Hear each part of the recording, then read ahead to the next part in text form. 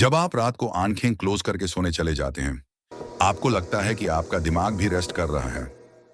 लेकिन सच ये है, आपके सोते वक्त आपका दिमाग एक बहुत इंपॉर्टेंट काम कर रहा होता है।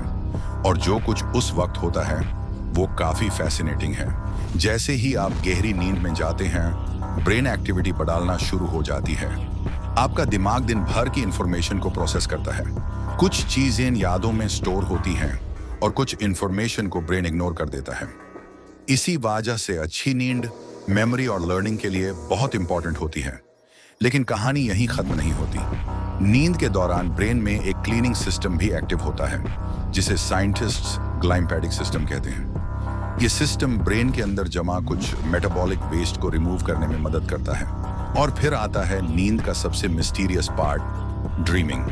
REM स्लीप के दौरान ब्रेन काफी एक्टिव हो सकता है।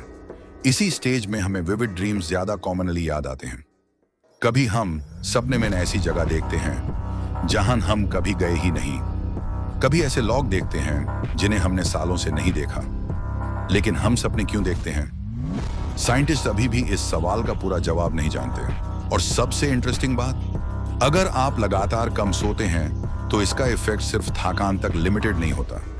आपकी कंसंट्रेशन, मेमोरी, मूड और रिएक्शन टाइम भी अफेक्ट हो सकते हैं। इसलिए अगली बार जब आप रात को सोने जाएं, याद रखिए, आपका बॉडी रेस्ट कर रहा है, लेकिन आपका ब्रेन अपना नाइट शिफ्ट कर रहा है। आपको क्या लगता है, हम सपने क्यों देखते हैं?